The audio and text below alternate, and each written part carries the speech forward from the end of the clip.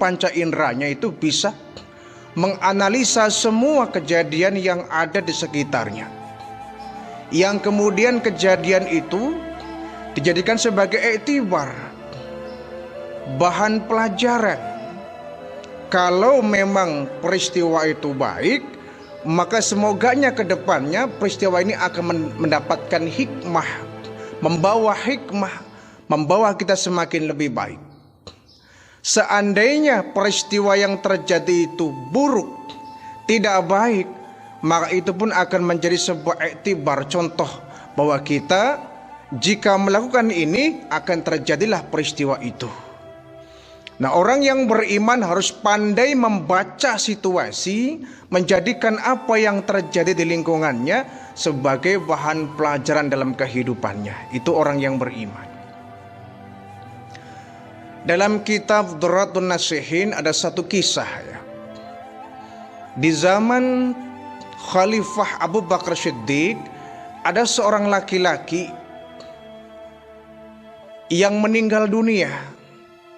Kemudian oleh orang-orang ini jenazah yang laki-laki ini kemudian diurus ya. Dimandikan ya, dikafankan, kemudian disolatkan. Nah, orang-orang yang menyolati agak kaget. Kenapa? Ketika jenazah ini disolati, tiba-tiba di balik ya, di dalam kain kafan ini ada sesuatu yang bergerak-gerak. Ini kain kafan kok bergerak-gerak ini? Ada apa di dalamnya ini? Orang kemudian penasaran. Ketika kain kafan ini dibuka, kaget luar biasa. Karena Pak, di dalam kain kafan itu ada seekor ular besar ya, yang sedang melilit leher si jenazah ini. Melilit leher, menggigit dagingnya, bahkan menghisap darahnya. Spontan orang pun kemudian beramai-ramai membawa kayu ya untuk memukul ular yang sedang menggigit jenazah ini. Nah, lebih kaget lagi ketika si ular ini hendak dipukul beramai-ramai oleh orang. Ini tiba-tiba dengan izin Allah, sang ular ini mengatakan la ilaha illallah Muhammadur Rasulullah. Kaget luar biasa, ini ular apa ini? Kok bisa mengucapkan la ilaha illallah Muhammadur Rasulullah? Kata ular, kenapa kalian ingin membunuhku? Apa salahku? Kata orang, hai ular, kenapa engkau menggigit jenazah ini? Kenapa engkau mengoyak-oyak kulitnya, bahkan menghisap darahnya? Apa salah si jenazah ini?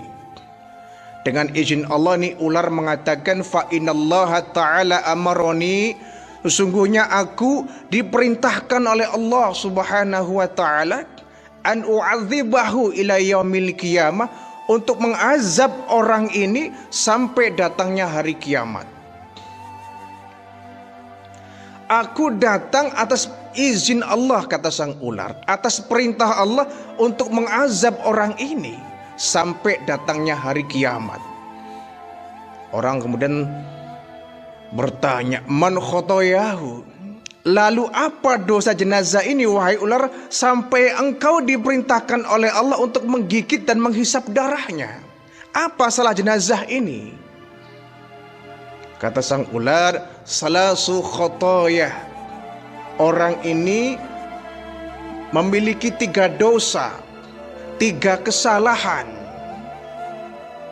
Apa kesalahannya? Yang pertama kata ular tadi, kana idza sami'al adzana la yaji'ul jamaah. Ini orang ketika masih hidup, ketika mendengar azan, la yaji'ul jamaah, tidak kemudian datang untuk melaksanakan salat berjamaah. Kebiasaan orang ini ketika dulu waktu masih hidup, jika mendengar azan dia itu cuek. Mendengar azan dia itu nggak peduli. Mendengar azan tapi nggak segera bergegas untuk mendatangi masjid, melaksanakan sholat berjamaah. Ini kesalahan pertama dari sang jenazah ini. Aku perintahkan dia, kata Allah, untuk mengazab jenazah ini melalui sang ular tadi. Idza sami'al adzana la yaji'ul jamaah, karena dia waktu di dunia suka mendengar azan tapi nggak pernah kemudian bergegas untuk melaksanakan sholat jamaah. Saya kira ini menjadi sebuah pelajaran bagi kita ya. Ini iktibar buat kita, betapa pentingnya sholat berjamaah, terutama yang laki-laki ya. Yang laki-laki kalau tanpa adanya uzur dan alasan yang syar'i, laki-laki wajib ya untuk datang ke masjid. Kalau memang tidak ada alasan yang syar'i ya. Ya wajib ini bukan berarti dia tidak melaksanakan sholat berjamaah di masjid dia berdosa. Tetapi ini sunnahnya muakkad yang hampir mendekati wajib. Bahkan Rasulullah sangat marah. Nabi sangat marah seandainya ada seorang laki-laki yang dia suka berjamaah di rumah saja tanpa dia pergi ke masjid untuk berjamaah. Kalau seorang perempuan dia memang disunahkannya untuk sholat di rumah. Yang laki-laki seorang suami dia berangkat ke masjid melaksanakan berjamaahnya di masjid, bukan di rumah. Ada orang berkata, saya sih biarpun tidak suka berjamaah di masjid, tapi di rumah saya selalu berjamaah dengan keluarga, dengan anak, dengan istri, berjamaah dengan keluarga.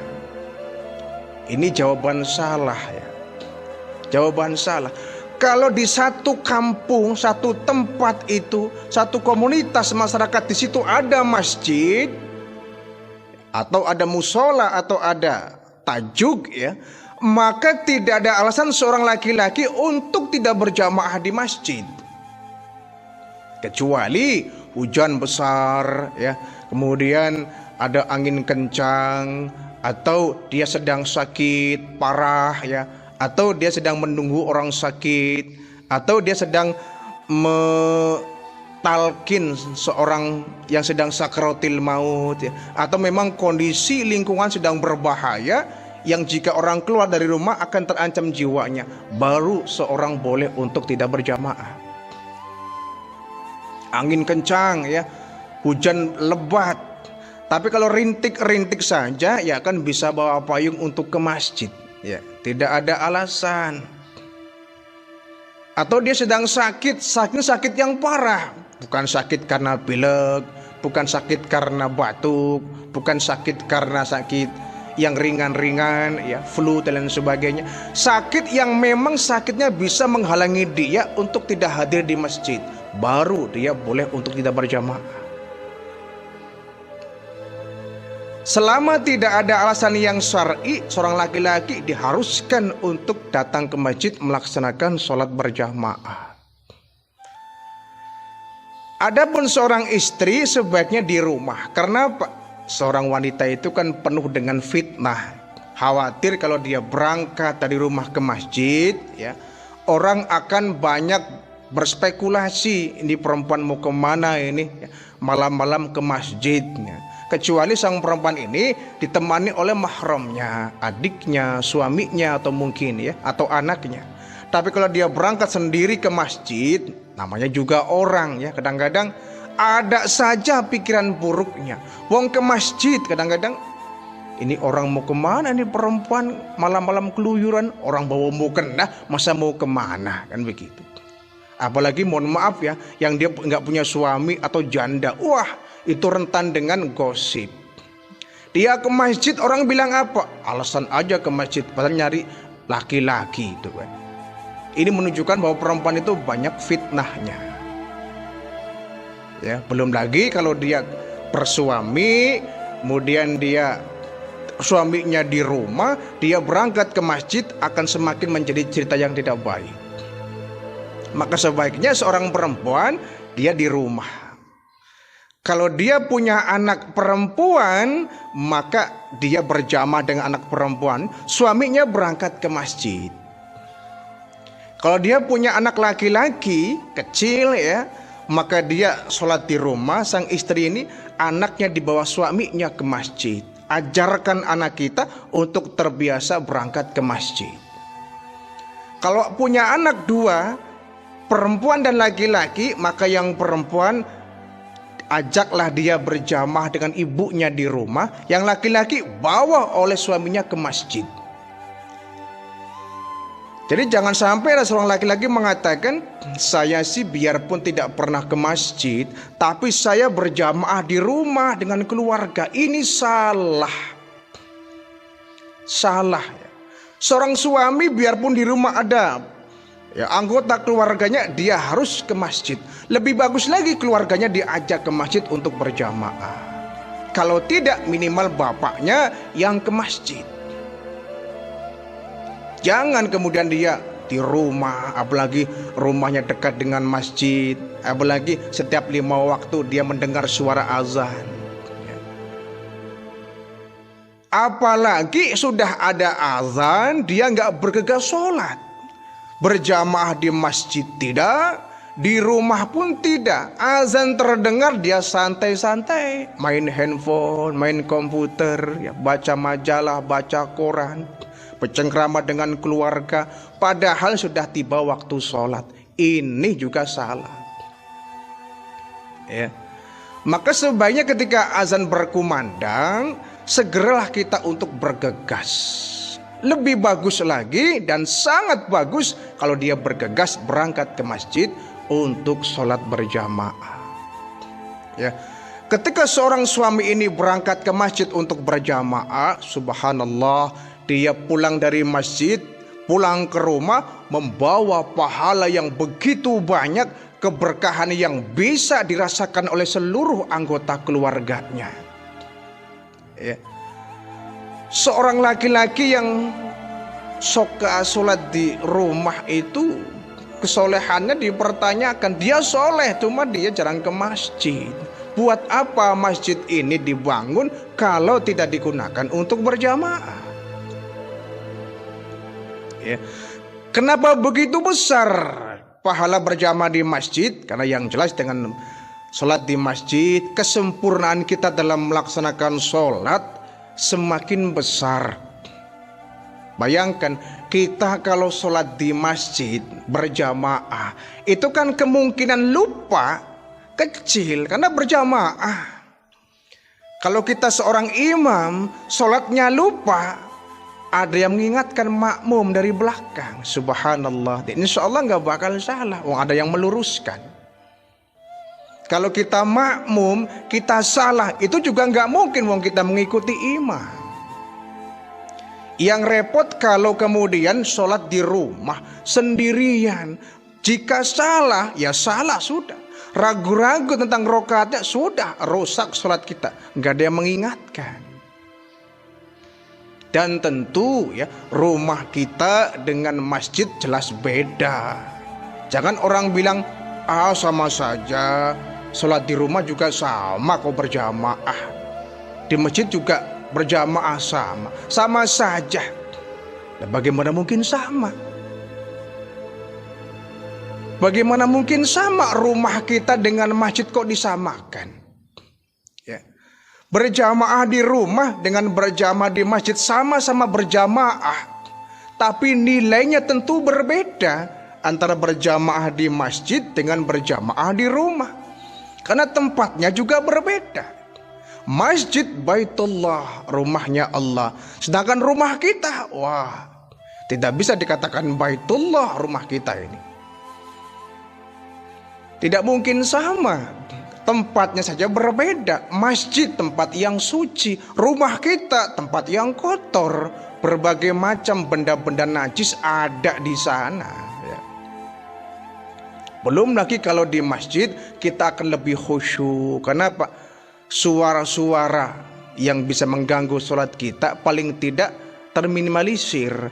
Beda dengan di rumah, kita sholat suara TV, sedang sholat ada suara anak sedang bercanda, sedang sholat ada suara kucing bertengkar umpama, sedang sholat banyak sekali suara handphone dan lain sebagainya. sangat mengganggu konsentrasi kita saat melaksanakan sholat. Tapi di masjid, biarpun dia bawa handphone, sang imam akan berkata, para jamaah yang membawa handphone mohon untuk dinonaktifkan. Banyak orang bawa handphone tapi mereka tahu aturan sehingga dimatikan semua, tidak akan berbunyi ketika sholat berjamaah. Jadi kalau ada seorang laki-laki, ya, di sini ada seorang laki-laki, ya, yang kemudian dia mendengar azan, ya, apalagi mendengar iqamah, dia tenang-tenang saja, cuek-cuek saja, tidak bergegas segera ke masjid. Ini keterlaluan. Artinya apa? Panggilan Allah tidak ia hiraukan, ajakan Allah tidak ia laksanakan. Bagaimana mungkin kita kemudian bisa dekat dengan Allah? Ya. Jadi kata sang ular tadi, kenapa jenazah laki-laki ini kok diazab, digigit sampai dihisap darahnya? Idza sami al-adzana, ketika dia mendengar azan, la yaji'ul jamaah, dia tidak untuk segera datang berjamaah di masjid. Ya. Yang dimaksud yaji'u di sini adalah datang ke masjid, bukan datang ke rumah. Ya. Dia ada di luar rumah, ketika mendengar adzan dia segera pulang sholat di rumah, bukan. Yaji'ul jamaah di sini yang dimaksud adalah berjamaah dengan muslim yang lain di masjid. Ya. Jangan sampai pekerjaan kita, kesibukan kita dalam berkarir, ya, menyebabkan menghalangi kita untuk sholat berjamaah. Karena pahalanya sangat luar biasa, ya. Orang yang sholat berjamaah dengan orang yang sendirian 1:27 kalau dalam hadis ini, ya. Yang berjamaah ini 27 derajat, yang satu orang ini dia nggak berjamaah cuma 1 dapatnya. Jadi kita harus mengejar yang maksimalnya dong, jangan yang minimalnya. Yang penting kan sholat, Pak, daripada nggak sholat. Betul, daripada nggak sholat. Tapi harus ditambah, daripada sendirian, mending berjamaah. Mending berjamaah akan bisa mengundang kekhusyuan kita, konsentrasi kita semakin tinggi. Ya, belum lagi setelah berjamaah kita bersalam-salaman dengan tetangga kita, saudara kita yang sama ikut berjamaah, itu kan melunturkan dosa. Dosa kita dengan dosa orang yang kita salami, ya selama dia berjabatan tangan, dosanya akan berguguran. Ya, 1. Yang kedua, kata ular ini, kenapa sang jenazah ini kemudian diazab, digigit sampai dihisap darahnya? La yahruzul zakata min malihi. Orang ini dulu waktu di dunia tidak pernah mengeluarkan zakat. Min malihi, dari harta yang dia miliki. Enggan untuk mengeluarkan zakat ini juga perbuatan yang keterlaluan. Kalau dia miskin, fakir, tidak punya harta, tidak punya kekayaan, wajar dia kalau nggak bayar zakat. Inilah Islam, ya. Walaupun zakat ini hukumnya wajib, tapi tidak pukul rata. Yang miskin wajib bayar zakat, yang punya harta wajib bayar zakat. Yang penting yang punya harta, ya, ada yang bisa dikeluarkan. Bagaimana saudara kita yang hidupnya di bawah garis kemiskinan? Apakah dipaksa harus bayar zakat? Tentu tidak. Islam adalah agama yang lentur, fleksibel, tidak kaku. Yang kaya wajib bayar zakat, yang miskin tidak wajib bayar zakat, malah justru dapat santunan zakat. Nah, keterlaluan kalau kemudian ada orang yang berharta tapi dia enggan untuk membayar zakat. Eman, ya, ditumpuk-tumpuk hartanya, ditumpuk terus dan ditumpuk, yang kemudian tumbuhlah penyakit at-takatsur, bermegah-megah, berbangga-bangga dengan harta yang dimiliki. Padahal kalau ada orang yang bangga dengan kekayaan yang berlimpah, ini orang bodoh, orang nggak ngerti. Kenapa? Harta yang dia miliki bukan milik dia, titipan Allah Subhanahu wa ta'ala. Wong dititipi kok sombong, dititipi kok bangga, kan aneh.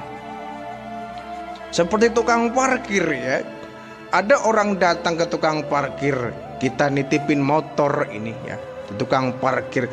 Kan tukang parkir kayaknya kalau sombong, bertingkah dan belagu kan lucu.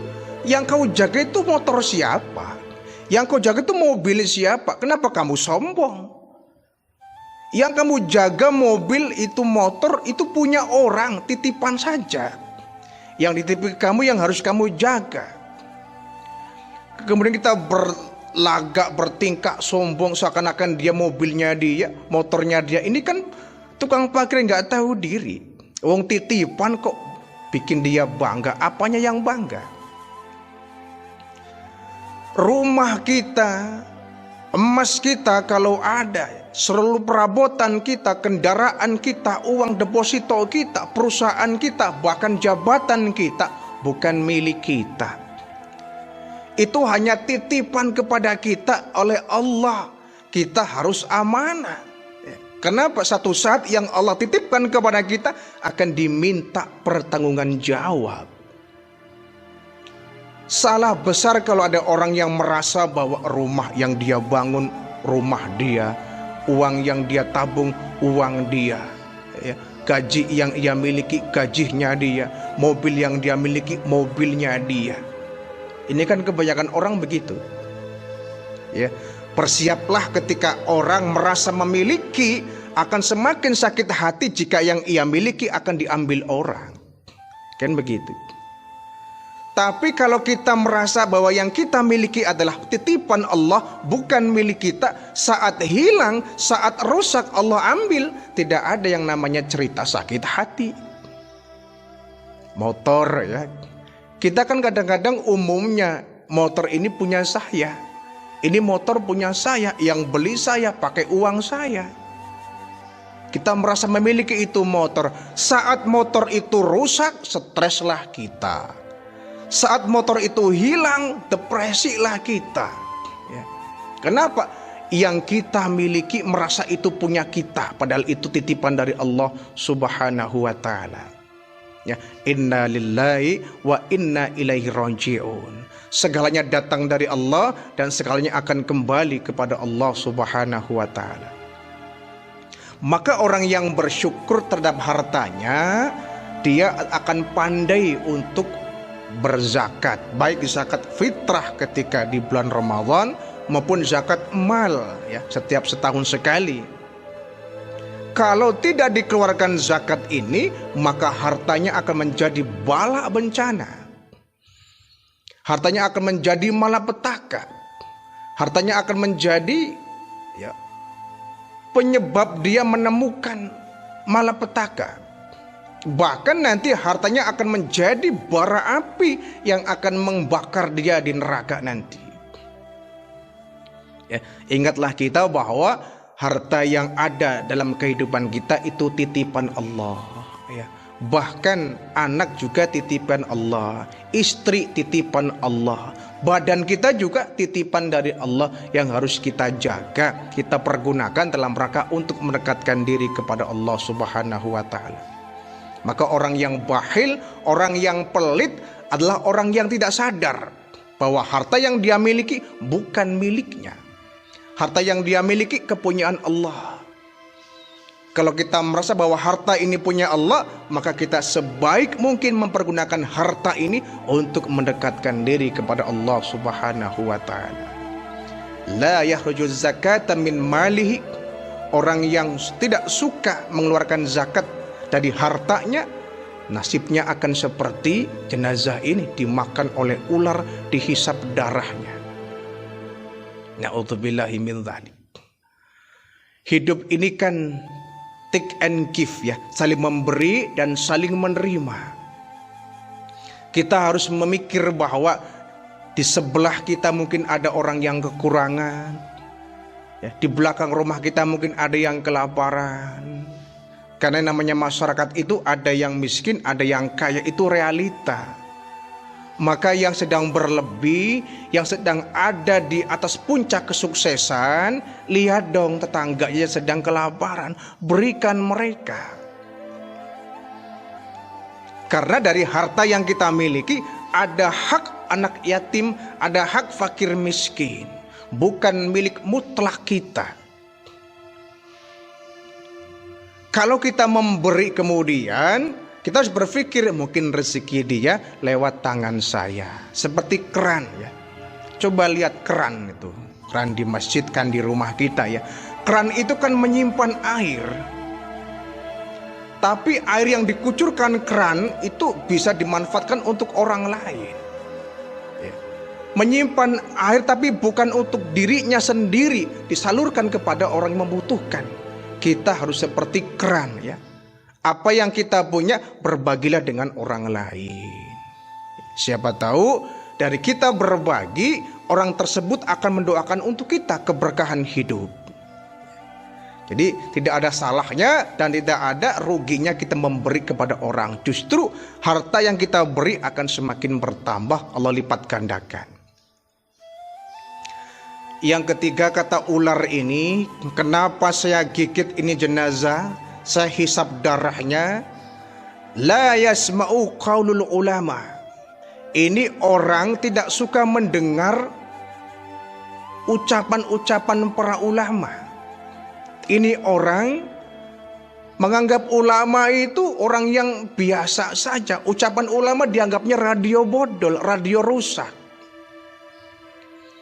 Yang diajarkan ulama, yang disampaikan ulama dianggapnya itu angin lalu. Padahal ulama itu adalah warasatul anbiya, pewaris dari para nabi. Rasulullah wafat ketika usia 63 tahun. Sedangkan masa kehidupan dunia terlalu panjang untuk sampai di hari kiamat. Umur Nabi nggak nyampe hari ini. Maka perjuangan Nabi, dakwahnya Nabi diteruskan oleh yang namanya ulama. Secara posisi dan kedudukan, ulama dengan Nabi itu sama. Walaupun jabatannya beda ya. Nabi dengan para ulama jelas jabatannya, makomnya beda. Tapi kedudukannya, fungsinya, tugasnya sama dengan seorang Nabi dan seorang Rasul, yakni berdakwah. Jadi ulama-ulama kita, kiai-kiai kita yang ada sekeliling kita, itu merupakan kiriman Allah pengganti Nabi Muhammad. Mengingat Nabi itu umurnya nggak sampai hari ini, tidak seperti nabi-nabi terdahulu. Ada yang Nabi umurnya 600 tahun, ada Nabi yang umurnya 700 tahun, bahkan ada Nabi yang umurnya sampai 1000 tahun. Nabi Nuh ya, 960 tahun. Ada yang mengatakan 950 tahun. Tapi Nabi 63 tahun. Terlalu singkat usia Nabi sehingga tidak sampai kepada kita yang hidup di zaman sekarang ini. Maka kemudian perjuangan Nabi Muhammad digantikan oleh yang namanya ulama. Jadi ulama fungsinya sama dengan Nabi dan Rasul. Kedudukannya sama dengan Nabi dan Rasul. Kalau kita menyakiti ulama, ya menyakiti Nabi. Ya. Menghina ulama, ya menghina Nabi. Menzolimi ulama sama dengan menzolimi Nabi. Ya. Melecehkan ulama, ya melecehkan Nabi. Para ulama merupakan pewaris para Nabi. Berapa banyak orang di zaman sekarang yang begitu ya, ganasnya menyerang ulama, ya, menangkap ulama, memenjarakan ulama. Ini kan musibah ini. Ulama yang mestinya dihormati, disanjung dan dimuliakan, ini dihina, dinyinyir, dilecehkan, ditangkap, dikejar-kejar, bahkan dipenjarakan. Ya walaupun zaman dahulu kala juga banyak para nabi yang mengalami hal serupa ya. Rasulullah tidak luput dari kejaran para preman-preman Quraisy. Itulah yang namanya tantangan dakwah. Jadi kalau ada ulama sekarang yang mengalami tragis ya, mengalami kondisi yang memilukan, Ya wajarlah, Nabi juga dulu menghadapi masa-masa yang memilukan. Tetapi kemudian kita ya, jangan menganggap ulama ini seperti orang-orang yang biasa. Mereka orang yang berilmu, memiliki hikmah. Dosanya pun tidak seperti kita, dibersihkan oleh Allah dari segala dosa, dan jarak dia dengan Allah begitu dekat sehingga biasanya doa para ulama, kiai-kiai kita makbul. Jangan pernah kita menzolimi dan menyakiti mereka, berbahaya. Orang mengatakan bahwa darahnya ulama itu beracun. Artinya apa? Berani menyakiti ulama akan berhadapan dengan hukum Allah. Berani melecehkan ulama, Allah lah yang akan bertindak. Mungkin dia nggak bisa membalas ya, tetapi Allah lah yang akan membalas. Jadi sebagai orang yang awam, kita harus sami'na wa ata'na terhadap ajakan ulama-ulama kita, petuah-petuah ulama kita. Karena yang jelas mereka insya Allah akan mengajak kita kepada keselamatan. Kalau kita lebih mementingkan ya, lebih mendengar ucapan atasan kita, bos kita, atau orang yang memberikan kita kehidupan daripada ulama, ini kacau. Lebih kacau lagi kalau ada ulama yang kemudian diwarnai oleh sekelompok kaum yang menyebabkan ulama ini nggak netral, mengeluarkan fatwa-fatwa pesanan. Ini repot juga ya, musibah ini. Kalau ada ulama yang sudah kehilangan jati dirinya, ulama yang sudah kehilangan kepribadiannya, dan dia diwarnai oleh lingkungannya, diwarnai oleh orang yang memberikannya dia kehidupan, yang kemudian muncul fatwa-fatwa pesanan, ini juga berbahaya. Datang seseorang ya ke pesantrennya, memberikan sumbangan sekian juta, sekian miliar. Akhirnya apa? Ulama ini semakin pelok ini. Ketika orang yang memberikan uangnya minta ya, pembenaran dari perbuatannya yang dinilai menyimpang, si ulama ini kemudian mencari fatwa-fatwa ya, hadis-hadis, ayat-ayat yang bisa membenarkan sang penguasa ini. Ini juga berbahaya, musibah ya. Tapi alhamdulillah di negeri kita masih banyak ulama-ulama garis lurus. Ikuti mereka. Ulama-ulama yang garis lurus ini ikuti mereka. Karena kata Nabi, selain ulama yang garis lurus, banyak pula ulama-ulama yang jahat, ulama duniawi, ulama yang hanya berorientasi pada kepentingan dunia. Ya, ulama yang seperti ini abaikan. Kita ikutilah ulama-ulama yang masih tetap konsisten di jalan yang benar. Ulama yang istiqomah di jalan Allah, tetap lurus ya. Tidak kemudian berorientasi kepada kepentingan duniawi. Sebab apa? Kata Nabi, sebaik-baik umara yang merapat kepada ulama. Tapi seburuk-buruk ulama adalah yang merapat kepada umara. Ini Rasulullah yang mengatakan. Sebaik-baik pemimpin yang mereka suka merapat kepada ulama. Kalau ada penguasa, pemimpin yang suka merapat kepada ulama, insya Allah niatnya baik. Ingin sowan, minta berkah, minta petuah, minta nasihat.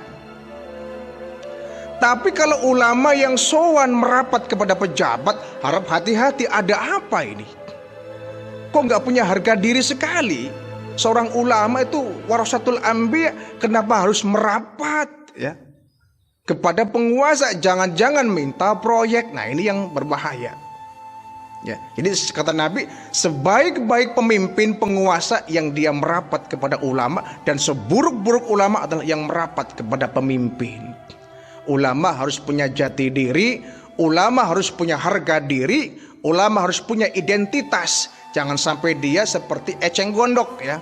Ke atas dia tidak bergantung, ke bawah dia tidak berakar. Gantung ulama-ulama seperti ini yang suka berorientasi kepada kehidupan dunia.